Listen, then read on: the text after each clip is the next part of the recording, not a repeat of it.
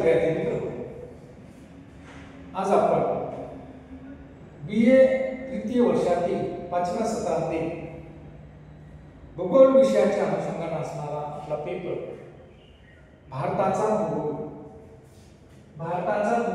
हा या ठिकाणी करणार आहोत. मित्रांनो, मागील तासामध्ये आपण जगाच्या दृष्टिकोनातून विचार करत असताना जगाच्या दृष्टिकोनातून भारताचं स्थान कुठे आहे, जगाच्या दृष्टिकोनातून भारताचं स्थान कुठे आहे आणि हे स्थान बघत असताना आपण अक्षवृत्त आणि रेखावृत्ताचा आधार या ठिकाणी घेतला होता. म्हणजे आपण विविध रेखावृत्ताच्या दृष्टिकोनातून आणि विषुववृत्ताच्या दृष्टिकोनातून भारताचं स्थान हे कोणत्या गोलार्धामध्ये आहे, भारताचं स्थान हे कोणत्या खंडामध्ये आहे हे बघण्याचा मागील तासामध्ये या ठिकाणी आपण प्रयत्न केलेला आहे. आज आपण भारताचा विस्तार कसा आहे, साधारणतः जर आपण बघितलं तर भारताचा विस्तार जर आपण बघितला तर भारताचा आकार किंवा भारताचं क्षेत्रफळ हे या ठिकाणी आपल्याला बघावं लागतं. आणि भारताच्या क्षेत्रफळाच्या दृष्टिकोनातून जर आपण विचार केला तर भारताचं क्षेत्रफळ हे विस्ताराच्या संदर्भामध्ये क्षेत्रफळाचा जर आपण विचार केला तर भारताचं क्षेत्रफळ हे जवळपास 32,87,263 चौरस किलोमीटर, 32,87,264 किलोमीटर चौरस किलोमीटर एवढं साधारणतः भारताचं क्षेत्रफळ आहे. जगाच्या दृष्टिकोनातून जर विचार केला तर जगाच्या दृष्टिकोनातून भारताचा क्षेत्रफळाच्या दृष्टीने हा 7वा क्रमांक आहे. कितवा क्रमांक आहे? जगाच्या दृष्टिकोनातून 7वा क्रमांक आहे. आणि एकूण जर पृथ्वीवरील एकूण भूमी जर बघितली तर या भूमीपैकी जवळपास 1.4% भूमी साधारणतः आपण जर विचार केला तर आपल्याला दिसेल की भारताने एकूण क्षेत्र किती व्यापलेलं आहे जगाच्या, कारण 7वा क्रमांक आहे हे आपल्याला मान्य आहे, परंतु एकूण जगाच्या भारताने जे काही क्षेत्र व्यापलेलं आहे ते साधारणतः 2.4% क्षेत्र. जगामध्ये एकूण जर 100% क्षेत्र असेल तर त्यापैकी 2.4% क्षेत्र हे एकूण जगापैकी हे भारताने व्यापलेलं आहे असं या ठिकाणी आपल्याला म्हणावं लागेल. साधारणतः या ठिकाणी आपण जर भारताच्या पूर्व आणि पश्चिम लांबीचा जर विचार केला तर साधारणतः क्षेत्र आपण बघितलं, आकार जर आपण बघितला तर आपल्याला समजतो की द्विकल्पी प्रकारचा आकार आहे. साधारणतः या ठिकाणी दक्षिणेकडे तो निवृत्त होत गेलेला आहे. त्याचबरोबर जर आपण विचार केला तर आपल्याला दिसतं की भारताची जी काही भूसीमा आहे, इतर राज्यांना लागून असणारी जी काही भूसीमा आहे ती जवळपास भूसीमेचा जर विचार केला आपण तर ही जवळपास या ठिकाणी आपल्याला सांगावं लागेल की 15,200 किलोमीटर एवढी आपली भूसीमा आहे. तर जलसीमा ही जवळपास 7,516 किलोमीटर एवढी लांबीची जलसीमा देखील या भारताला लाभलेली आहे. भारताची पूर्व पश्चिम लांबी जर आपण या ठिकाणी बघितली, साधारणतः पूर्व पश्चिम लांबी जर आपण या ठिकाणी बघितली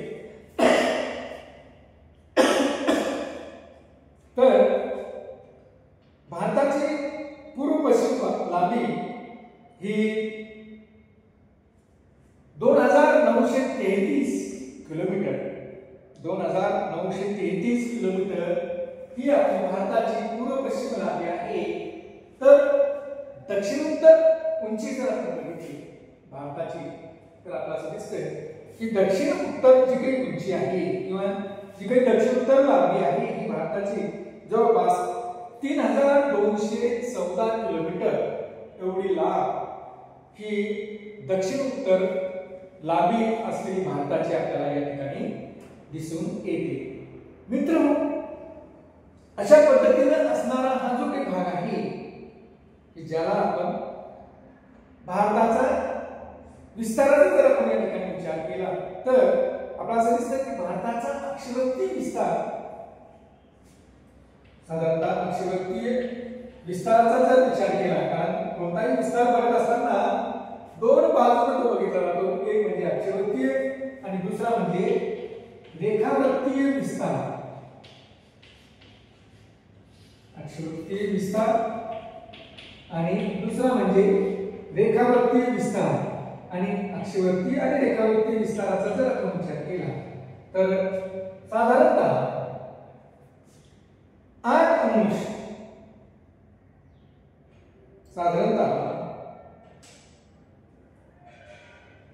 भारताचा अक्षवक्तीय विस्तार जर आपण या ठिकाणी बघितला तर भारताचा अक्षवक्तीय विस्तार बघत असताना 8 अंश 4 मिनिटे उत्तर बघा या ठिकाणी भारताचा इथून जर 8 अंश 4 मिनिटे उत्तर ते या ठिकाणी असणारा जो काही अक्षवृत्त आहे 37 अंश 6 मिनिटे उत्तर यांच्या दरम्यान हा भारताचा अक्षवृत्तीय विस्तार. कारण सगळ्यात मोठा असणारा विषुवत आणि विषुवताच्या उत्तर भागामध्ये आहे म्हणून 8 अंश 4 मिनिट उत्तर ते 37 अंश 6 मिनिट उत्तर यांच्या दरम्यान भारताचा अक्षवृत्तीय विस्तार असलेला आपल्याला दिसून येतो. तर रेखावृत्तीय विस्तार जर आपण बघितला तर रेखावृत्तीय विस्ताराच्या अनुषंगाने जर आपण विचार केला तर गुजरातमध्ये असणारं किंवा भारताच्या पश्चिमेकडे असणारा जो काही भाग आहे, कारण या ठिकाणावर 0 अंश रेखावृत्त केलेला आहे म्हणून इकडून पुढे जे काही अक्षवृत्त वाढत जातील यामध्ये या ठिकाणी जे काही अक्षवृत्त आहे भारताचं रेखावृत्त आहे या रेखावृत्ताच्या अनुषंगाने जर आपण विचार केला तर 68 अंश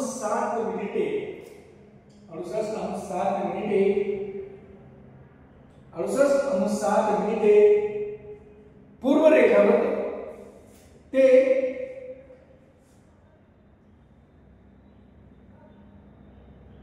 97 अंश 25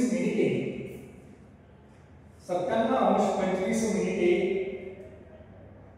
पूर्व रेखावृत्त यांच्या दरम्यान या बाजून तर इथपर्यंत 68 अंश 7 मिनिटे उत्तर पूर्व रेखावृत्त तर 7 अंश 97 अंश 25 मिनिटे पूर्व रेखावृत्त यांच्या दरम्यान हा भारताचा रेखावृत्तीय विस्तार असलेला आपल्याला मित्रहो, या अक्षवृत्त आणि रेखावृत्ताच्या अनुषंगाने हा भारताचा संपूर्ण भाग हा विस्ताराच्या संदर्भामध्ये आपल्याला बघितला. त्याचबरोबर आपण जर बघितलं तर साधारणतः भारताच्या मध्यातून अक्षवृत्ताच्या दृष्टिकोनातून जर विचार केला तर हे 23.5 अंशाचं अक्षवृत्त ज्याला आपण कर्कवृत्त असं म्हणतो, हे 23.5 अंशाचं अक्षवृत्त कर्कवृत्त हे भारताच्या मध्यातून गेलेलं आहे. तर रेखावृत्ताच्या दृष्टिकोनातून जर विचार केला तर 82.5 अंशाचं रेखावृत्त हे भारताच्या मध्यातून गेलेलं आहे. 82.5 रेखावर ही अगदी भारताच्या भागातून गेलेलं आपल्याला दिसतं. म्हणजेच या ठिकाणी आपण जर बघितलं तर कर्कवृत्त आणि 82.5 अक्ष रेखावर यांच्या मध्यभागी असणारा हा पॉइंट किंवा याच्या या ठिकाणी असणारा हा भारताचा असणारा भाग या ठिकाणी आपण पाहतो. त्याचबरोबर या ठिकाणी आपण जर बघितलं तर भारताच्या ज्या काही बाजूचा जर विचार केला तर आपल्याला असं दिसतंय की भारताचं जे काही स्थान विस्तार आहे हा कसा आहे तर भारताच्या जवळपास 3 बाजूला समुद्राचा भाग आहे आणि एक बाजूला उंच असा हिमालय पर्वत आहे. उत्तरेकडे उंच असा हिमालय पर्वत आणि पूर्व पश्चिम आणि दक्षिण भागामध्ये पूर्व भागामध्ये बंगालचा उपसागर, दक्षिण भागामध्ये हिंदी महासागर आणि पश्चिम भागामध्ये अरबी समुद्र अशा पद्धतीने 3 सागराच्या दरम्यान 3 महासागराच्या दरम्यान हा भारताचा भाग या ठिकाणी आहे. त्याचबरोबर भारताचं जर वैशिष्ट्यपूर्ण भाग जर आपण स्थानाच्या संदर्भामध्ये जर बघितलं तर आपल्याला असं दिसतं की भारताच्या पश्चिम भागामध्ये भारताचा जर पश्चिम भाग बघितला तर त्या ठिकाणी पावसाचं प्रमाण कमी आहे आणि खास करून तो वाळवंटी भाग आहे. तर भारताच्या पूर्व भागामध्ये जर आपण गेलो रेखांकनाच्या अनुषंगाने आपल्याला असं दिसतं की जगातील सर्वात जास्त पावसाचा असणारा भाग हा भारतामध्ये दिसून येतो. हवामानाच्या दृष्टीने जर भारताचं स्थान आपण बघितलं तर आपल्याला असं दिसतंय की साधारणतः असं म्हटलं जातं की 0° अक्षावृत्त ते 23.5 अक्षावृत्त हा जो काही भाग आहे हा उष्णकटिबंधीय प्रदेशाचा भाग आहे. म्हणजेच भारताच्या मध्यातून गेलेल्या 23.5 अक्षावृत्त ते या दरम्यानचा भाग हा उष्णकटिबंधीय आहे. परंतु त्यानंतर 23.5 ते 66.5 अक्षावृत्ताच्या दरम्यानचा असणारा भाग हा समशीतोष्ण कटिबंधाचा समजला जातो. परंतु मित्रो उत्तरेकडे असणाऱ्या हिमालय पर्वतामुळे या ठिकाणी संपूर्ण भारतीय भाग हा उष्णकटिबंधीय प्रदेशाचा निर्माण झालेला आपल्याला दिसून येतो. कारण उत्तरेकडील असणारे जे काही उत्तरेकडून येणारे जे काही थंड वारे आहे हे थंड वारे या हिमालय पर्वताला अडवले गेल्यामुळे अशा पद्धतीने मित्र या ठिकाणी भारताचं स्थान आणि विस्तार हा निर्माण झालेला आपल्याला दिसून येतो. भारताच्या संदर्भामध्ये आपण स्थान आणि विस्तार हा या ठिकाणी समजून घेतलेला आहे. येणाऱ्या तासामध्ये भारताच्या शेजारील असणारे देश आणि भारताचं स्थान हे जगाच्या दृष्टिकोनातून का महत्त्वपूर्ण आहे हा भाग आपण येणाऱ्या तासामध्ये या ठिकाणी बघणार आहोत. धन्यवाद.